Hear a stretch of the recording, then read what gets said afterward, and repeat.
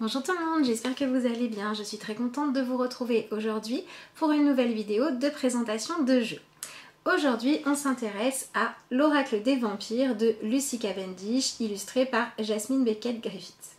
Voilà, donc c'est un jeu aux éditions Exergue. À l'intérieur de la boîte, vous retrouvez les 44 cartes Oracle, ainsi qu'un petit livret d'accompagnement. La boîte en carton épais, voilà, elle s'ouvre ainsi, rien de particulier, moi je la trouve plutôt jolie. Alors, le seul bémol pour certains, c'est que la boîte est faite pour que, évidemment, le livret puisse rentrer à l'intérieur, mais comme les cartes sont plus petites, elles ont tendance à se balader dedans. Voilà, je sais qu'il y en a que ça peut déranger, donc je le précise. Bon, après, elles sont quand même dans une boîte solide, hein, donc voilà, c'est pas non plus... pour moi, c'est pas non plus vraiment un gros point noir, mais après, je laisserai chacun voir ce qu'il en pense.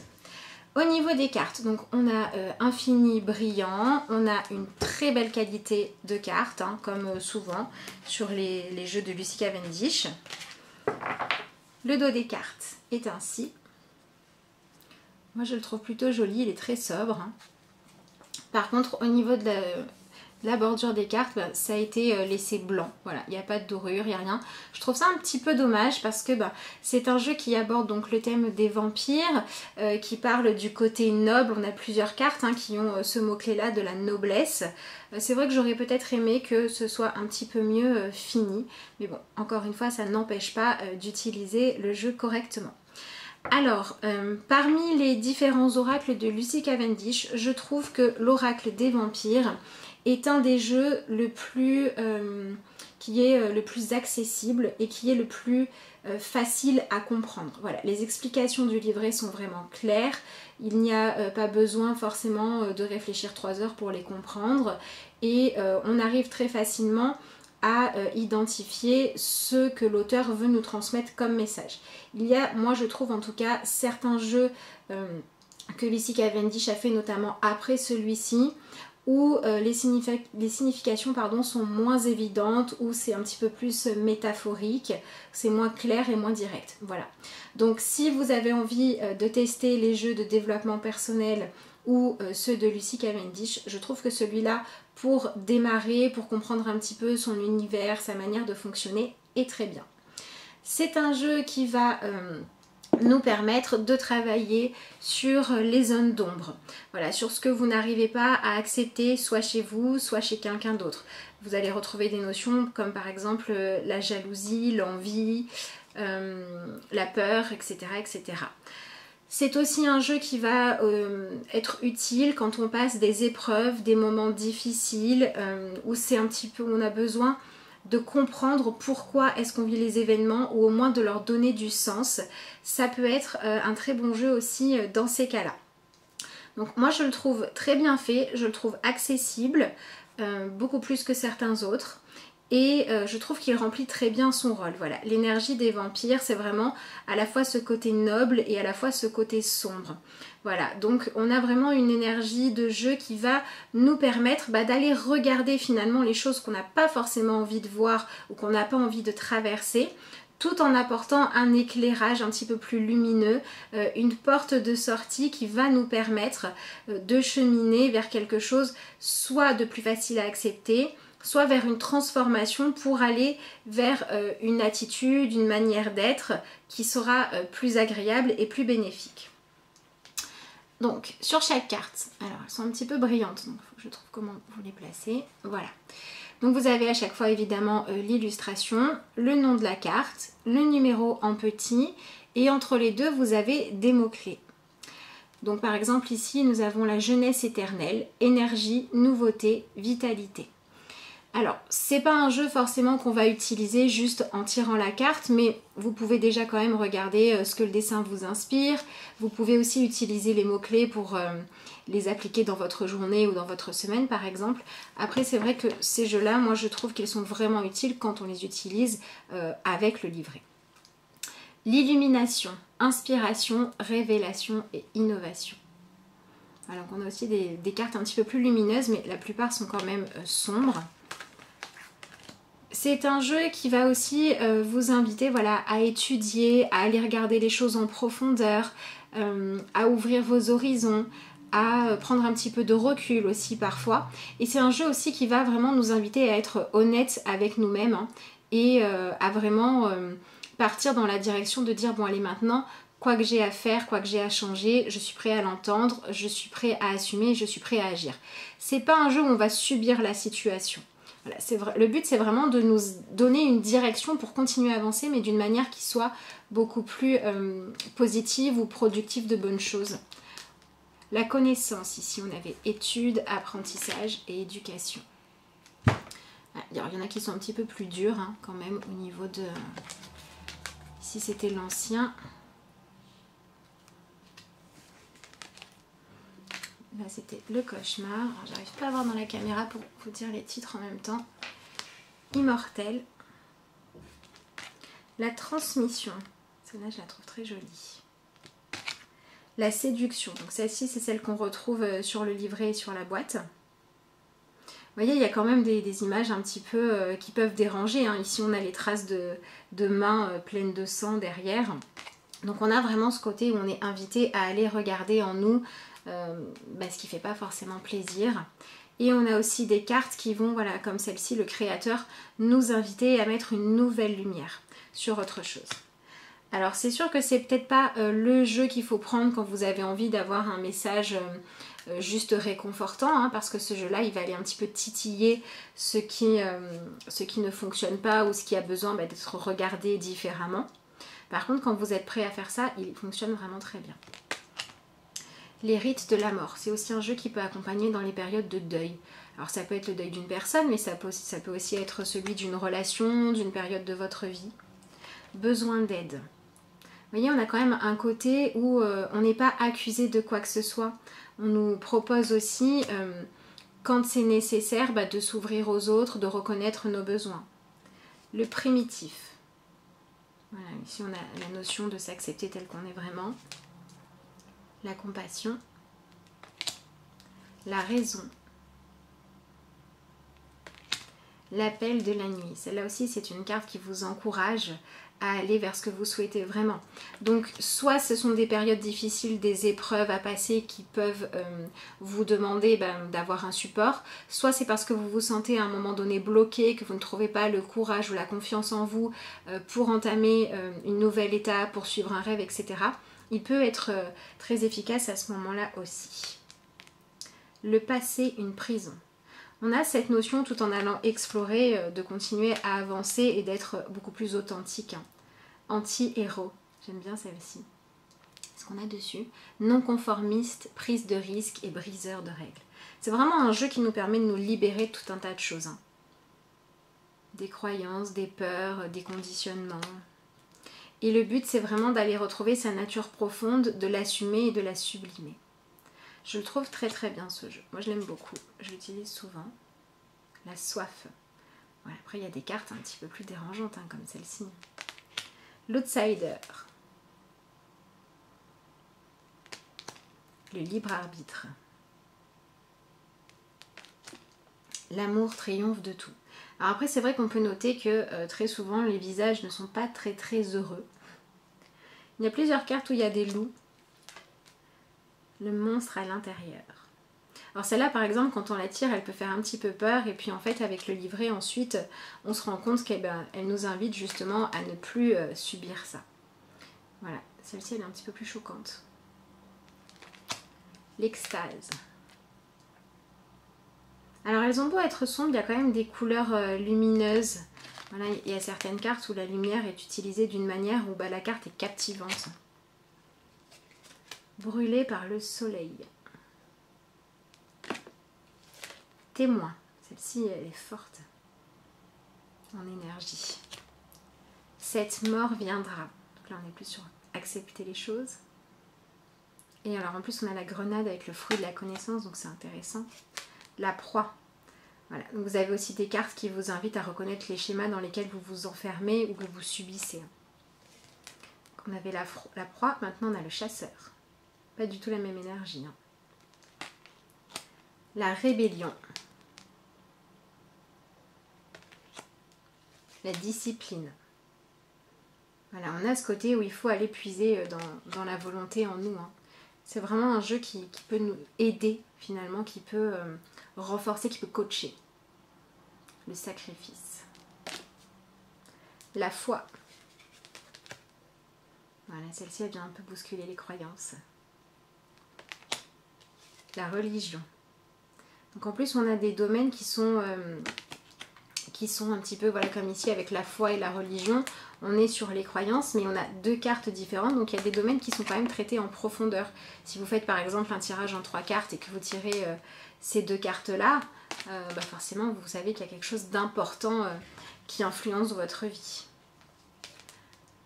La courtoisie. Je trouve qu'il est bien fait aussi dans le sens où il y a plein de notions différentes qui sont abordées, mais où les cartes sont quand même très cohérentes et où du coup on peut faire des tirages où les choses vont ressortir de manière assez claire. Le surnaturel. Celle-ci, je la trouve très jolie aussi. Le naturel. La transgression. La noblesse. Celle-ci est magnifique. L'espoir. Bon, celle-ci, elle n'a pas un trop visage plein d'espoir, mais justement, ça peut permettre, ces visages un petit peu tristes parfois, d'aller travailler, voilà, quand justement vous avez perdu espoir, et bien de vous rendre compte qu'il faut peut-être changer d'attitude. Et enfin, la dernière, la résurrection. Voilà, je vous les ai toutes montrées. Donc voilà, on est sur un jeu que moi je trouve vraiment très efficace, qui remplit très bien son rôle, qui est vraiment capable d'accompagner dans beaucoup de situations différentes. Alors je pense quand même que c'est un jeu qu'il faut utiliser par période. Si vous utilisez ce jeu-là pendant un certain temps, quand vous sentez avoir réussi à comprendre quelque chose ou à démarrer, je pense qu'il faut repasser ou compléter avec des énergies un petit peu plus lumineuses aussi. Alors, le petit livret, donc vous avez évidemment la couverture, le sommaire. Voilà, la petite phrase, j'aime bien, c'est « Je ne veux pas vous laisser aller seul dans l'inconnu ». Voilà, donc on a vraiment cette idée d'être accompagné pour avancer. Hein. Après, on aime ou on n'aime pas l'énergie des vampires, hein, évidemment. Donc ici, vous avez le sommaire, comme je le disais. Vous avez une petite introduction. Voilà, qui sont les vampires, pourquoi les vampires m'aideraient-ils, qui est plutôt intéressante, relativement courte.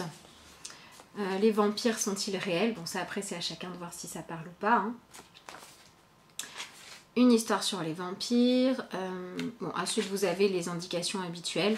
Comment mélanger vos cartes, bénédiction des cartes. Bon, après ça c'est vous qui voyez si ça vous parle ou pas. Et puis ensuite vous avez 3 tirages. On retrouve, je trouve ça un petit peu dommage dans un jeu de développement personnel, mais bon, pourquoi pas.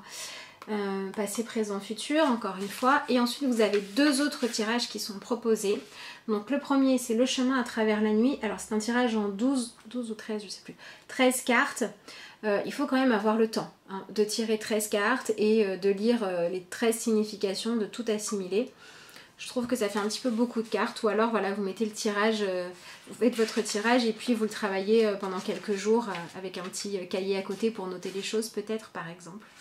Et voilà, le dernier tirage c'est celui-ci, la croix byzantine. Alors je ne peux pas vous en parler plus que ça parce que je ne les ai pas encore testés. Donc voilà, si éventuellement je les teste, je vous dirai. Voilà.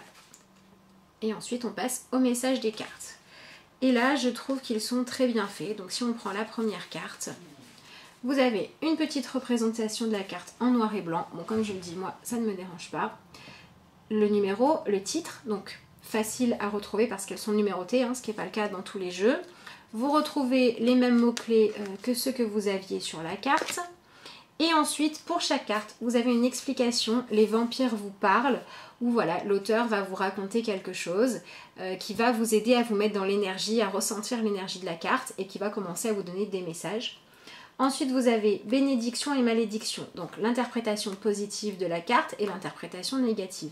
Je trouve ça très bien, parce que si par exemple vous choisissez de faire un tirage où vous demandez quel est le blocage que je vis en ce moment, ben vous allez utiliser plus la partie forcément malédiction.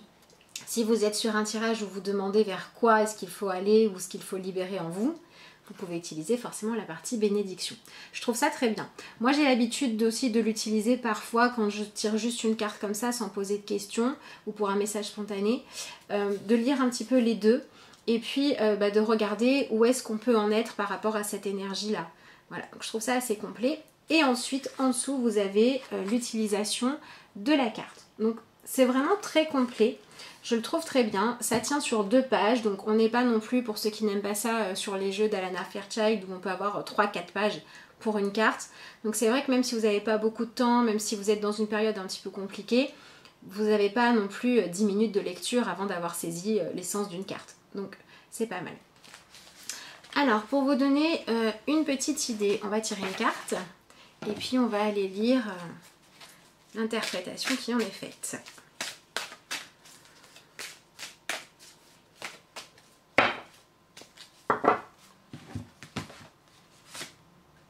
L'appel de la nuit. Audace, aventure, excitation. Moi j'aime beaucoup cette carte-là. Je trouve qu'il y a plein de symboles. Hein. On a le lien avec les animaux, on a le lien avec la nature profonde, on a la lune qui peut représenter les peurs, qui peut représenter les émotions, les rêves. On a la notion d'être enfermé quelque part avec le fait qu'on n'est jamais vraiment enfermé parce qu'il y a toujours une ouverture. Voilà. C'est quand même des cartes pour ceux qui aiment utiliser juste le dessin pour travailler l'intuition. Certaines, pas toutes, mais certaines permettent vraiment ce travail-là également. Donc vous pouvez quand même utiliser le jeu, même si voilà, il est vraiment bien en développement personnel avec le livret, je le répète, vous pouvez quand même l'utiliser aussi autrement et trouver quelque chose d'enrichissant à faire. Alors donc pour cette carte-là, donc là où il y a écrit « Les vampires vous parlent », ces derniers temps, vous vous accommodez de modèles qui sont apaisants dans leur régularité. Vous savez quoi attendre et à quel moment. Vous êtes entouré d'amour et d'acceptation et vous êtes très aimé et applaudi. Vous êtes satisfait, vous vous sentez bien et il n'y a aucune raison pour qu'il en soit autrement. N'avez-vous pas réalisé le summum de l'expérience humaine? Vivre sans crainte ni mise à l'épreuve. Donc là c'est aussi un petit peu une interrogation qui nous est proposée parce que quand vous lisez cette carte, ça peut être par exemple, est-ce que c'était ça que vous vouliez? Est-ce que vous l'avez eu et maintenant? Est-ce que vous avez envie de rester coincé là ou est-ce que finalement vous ne vous rendez pas compte que l'expérience humaine c'est fait pour aller toujours vers de nouveaux défis? Mais voilà, il n'y a pas d'accusation, il n'y a pas de jugement. Chacun l'interprétera en fonction de son ressenti du moment. Je vous le dis maintenant, j'ai été comme vous autrefois. C'est comme si évidemment c'était un vampire qui vous parlait. Hein. Et puis la nuit et ses ténèbres m'ont appelé. J'ai changé et j'ai laissé derrière le monde de la lumière du jour.